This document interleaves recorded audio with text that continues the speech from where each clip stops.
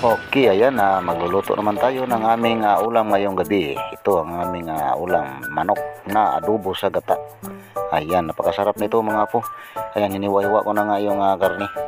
Tapos sinugasan ko. Wow, sarap niya talaga. Mamaya tingnan nyo, masarap yan.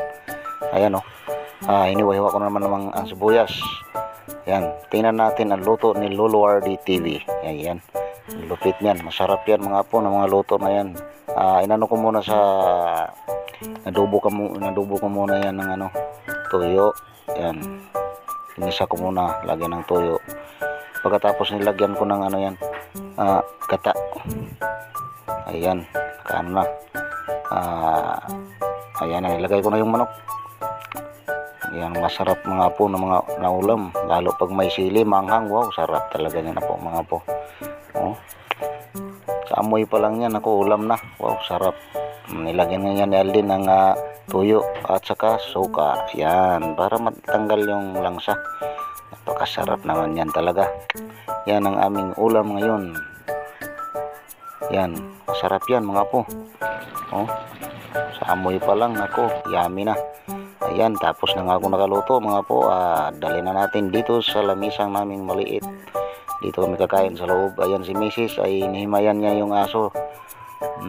Kasi ayaw kumain ng aso na yan, yung aming alaga ayaw kumain na walang ulam. Gusto niya may ulam talaga, karne palagi ang ulam niyan. Ayan, nilagyan ko nga ng kanin yung nilutuan ko sa kawali. Ayan, nilagyan ko ng kanin kaya masarap yan na-miss ko yan, masarap yan.